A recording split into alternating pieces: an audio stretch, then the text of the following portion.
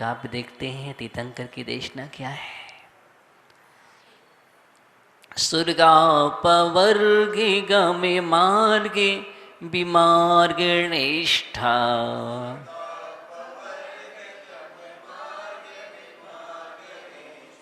सद्धर्म तत्व कथे नैके पटुस्त्रिलोक्या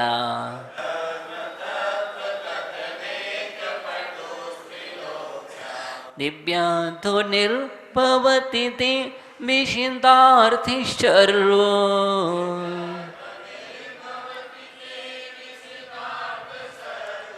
भाषा शुभावो परिणामे गुणैः प्रयोज्यः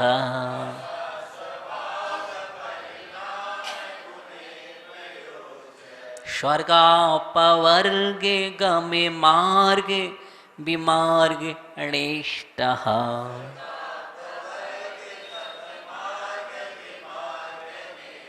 सद्धर्मे तत्व कथनैके पटुस्त्रिलोक्या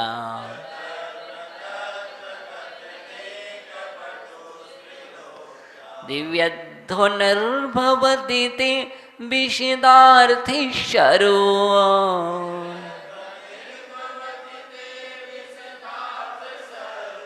वशाशुभावो परिणामे गुणैः प्रयोज्यः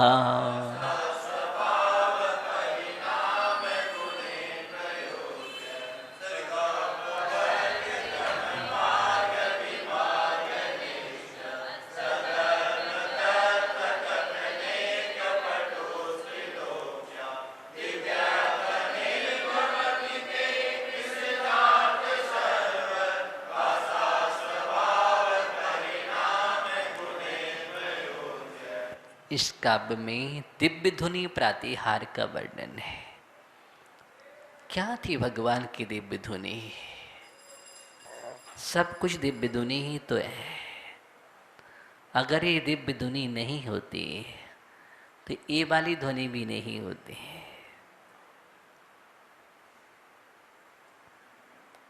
दिव्य धुनि का महत्व बतला रहे हैं यहाँ पर। स्वर्ग अपवर्ग है, स्वर्ग और अपवर्ग है। स्वर्ग के और अपवर्ग माने होता है मोक्ष। अपवर्ग माने मोक्ष। स्वर्ग के और मोक्ष के गम मार्ग, जाने के मार्ग है। गम माने गमन करना, मार्ग माने रास्ता। स्वर्ग और मोक्ष का क्या रास्ता है, क्या मार्ग है जाने का? तो जाने के मार्ग को विमार्गण इष्टः, विमार्गण इष्टः संधि विच्छेद करेंगे। विमार्गण, मार्गण माने अन्वेषण, विमार्ग विशेष रूप से विमार्गणा क्या बनाएंगे?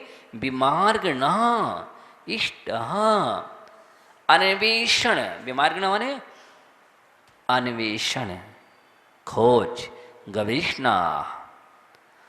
अन्वेषण करने में इष्टा, इष्टा माने इष्ट, अभीष्ट जो हमारे लिए हैं। अन्वेषण करने में अभीष्ट त्रिलोक्या, तीनों लोकों को, तीनों लोकों को, त्रिलोकवर्ती प्राणियों को। तीनों लोक मतलब यहाँ पर तीन लोक में जो प्राणी हैं उन प्राणियों को सद्धर्म में तत्व, सद्धर्म माने समीचीन धर्म के, तत्व माने तत्व को, समीचीन धर्म के तत्व को कथन एक पटु, कथन एक पटु, कथन एक पटु अर्थात कथन करने में अत्यंत, पटु माने होता है समर्थ, पटु माने समर्थ, पटु माने चतुर भी होता है, प्रवीण भी होता है, लेकिन यहाँ पर कथन करने में पटु माने समर्थ है, अत्यंत एक समर्थ, एकमात्र आप ही समर्थ हैं। कौन? तीर्थंकर, और कोई समर्थ नहीं है। तो कथन करने में अत्यंत समर्थ, क्या निकलेगा? कथन करने में अत्यंत समर्थ, विशदार्थ, विशद अर्थ, विशद अर्थ, विशद अर्थ, विशद माने निर्मल, तो निर्मल अर्थ है विशद अर्थ, और सर्वभाषा, सभी भाषाओं के स्वभाव परिणाम, स्वभाव में परिणत होने की गुण ही गुणों से प्रयोज्या युक्त, प्रयोज्या माने युक्त, ऐसी ते दिव्य धुनी, ते माने आपकी, दिव्य धुनी, भवती माने होती है, क्या होती है? आपकी दिव्य धुनी होती है। कैसी होती है दिव्य धुनी? सबके विशेषण दिव्य धुनी की महिमा, दिव्य धुनी का वर्णन बतलाया। हे प्रभु, सभी को स्वर्ग और मोक्ष का उपदेश देने में समर्थ है। स्वर्ग और मोक्ष का रास्ता बतलाती है दिव्य धुनी। बिना दिव्य धुनी के स्वर्ग का रास्ता, मोक्ष का रास्ता नहीं मिलने वाला। इसलिए तीर्थंकर अरिहंत परम उपकारी हैं। इसलिए नमोकार मंत्र में सबसे पहले अगर हम स्मरण करते हैं तो किसको करते हैं? नमो अरिहंताणम। सिद्धों को बाद में स्मरण कर रहे हैं, जबकि सिद्ध 8 कर्मों को नष्ट करके सिद्धालय में विराजमान आ चुके हैं। उसकी अपेक्षा कहेंगे तो सिद्धाड़म पहले होना चाहिए। लेकिन सिद्धों के पहले अरिहंतों का स्मरण इसलिए किया जाता है कि अरिहंत परमात्मा, हमारे तीर्थंकर अरिहंत परमात्मा परमोपकारी हैं, और जो परमोपकारी होता है वह प्रथम वंदनीय होता है।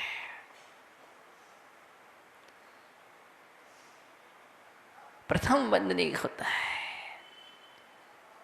जिसने हमारा परम उपकार किया है, लोक का कल्याण का पथ दिखाया, लोगों के लिए पथ दिया, मार्ग दिखलाया, प्रकाश दिया है, स्वर्ग और मोक्ष का दिशा दर्शन दिया है। अगर तीर्थंकर अरिहंत परमात्मा नहीं होते तो किसी को पता ही नहीं होता कि कर्म क्षय करने की विधि क्या है, कैसे निर्गंध बना जाता है, कैसे आत्मा का अनुभव होता है, कैसे कर्मों की चपड़ा होती है, कैसे अरिहंत सिद्ध बना जाता है, मुक्ति प्राप्ति का पथ दिखाने वाले का। अगर हमारी आंखें खोलने वाले हैं तो वो अरिहंत परमात्मा है। हमारे अंदर विशुद्धि का संचार करने वाले हैं, अरिहंत परमात्मा है। सम्यक दर्शन में निमित्त अगर कोई है तो वो अरिहंत परमात्मा है। इसलिए परम उपकारी है लोक के लिए, इसलिए सबसे पहले वंदनीय है, प्रथम वंदनीय है। इस कारण से सबसे पहले हम नमो अरिहंताणम। परम गुरु हैं। कौन है? परम गुरु हैं। और जो परम गुरु हैं, जिसने पहला रास्ता दिग्दर्शन किया, वह हमारे लिए, हम उनके उपकारों को कभी भूल नहीं सकते हैं। अनंत अनंत उपकार है उनका हमारे ऊपर। क्या है? हे प्रभु, आपका अनंत उपकार है। आपने सब प्राणियों के लिए हित का मार्ग बतलाया है। आप हितोपदेशी हैं। क्या है?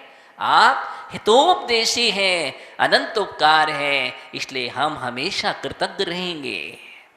क्या रहेंगे? हमेशा कृतज्ञ रहेंगे। गुरु के उपकारों को कौन चुका सकता है? इसलिए हम पढ़ते हैं, इसलिए गुरु का स्थान पहले होता है।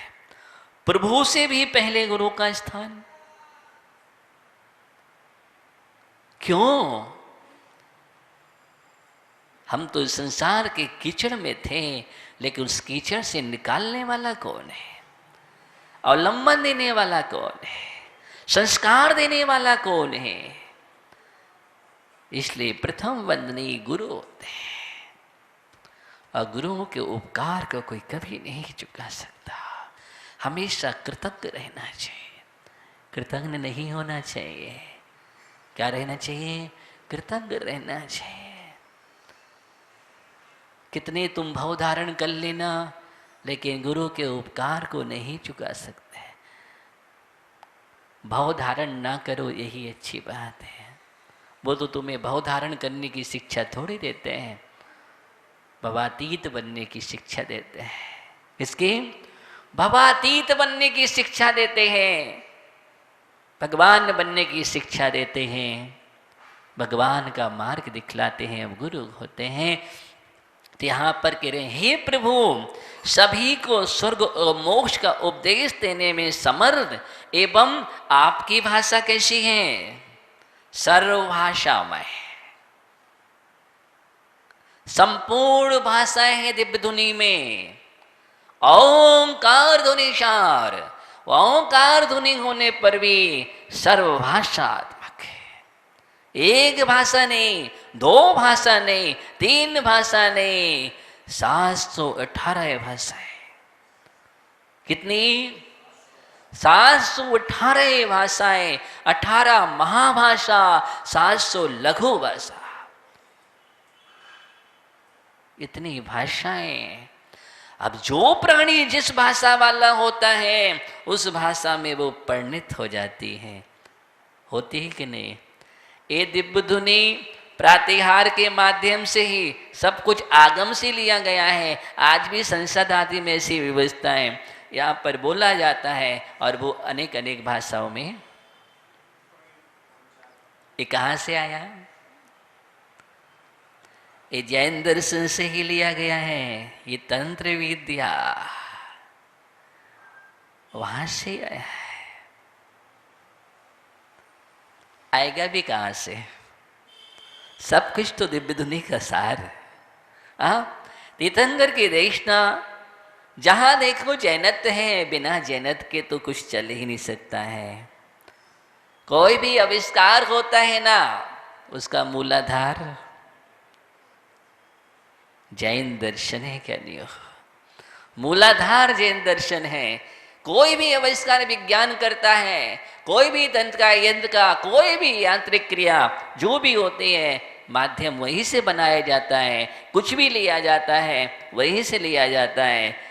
कुछ जो भी आज तक हो रहे हैं और जो भी होंगे, क्योंकि वहाँ पर जो वैज्ञानिक हैं, वो उनके पास भी खगोल विज्ञान आदि जो भी रखे हुए हैं, वो सब जैन दर्शन है। यहां से ही गए हैं वो। आपको आश्चर्य होगा। यहाँ पर ये दिव्य ध्वनि, जब भी ध्वनि की बात आती है ना, किसकी बात आती है? ध्वनि। और वो भी ध्वनि सामान्य नहीं है, दिव्य है। तीर्थंकर की देखना, वह दिव्य ध्वनि कहाँ तक? उस दिव्य ध्वनि की ध्वनि आज तक सुनाई देती है, क्योंकि तरंगे कभी नष्ट नहीं होती है। तरंगे नष्ट नहीं होते हैं। इन्हीं तरंगों के माध्यम से तो आज सब कुछ सेटलमेंट क्या है? क्या है सब? सैटेलाइट क्या है? तरंगों के माध्यम, पूरा तरंगों का खेल है। वर्ग वर्णाएं सब जगह व्याप्त हैं, भाषा वर्णाएं व्याप्त हैं, भाषा वर्णाओं के परमाणु व्याप्त हैं, और उनको हम सामंजस्य कर लेते हैं, सुव्यवस्थित कर देते हैं, और उन्हीं के माध्यम से बड़े बड़े अद्भुत शक्तियां जो हैं आज हो रही हैं। तो यहाँ हम बात सिर्फ इतनी कर रहे हैं आपसे कि दिव्य ध्वनि सर्वभाषात्मक है। सभी को अपनी अपनी भाषा में। आदिनाथ भगवान की देशना 144 किलोमीटर चारों ओर, 12 योजन, कितना समोषण का विस्तार? 12 योजन चारों ओर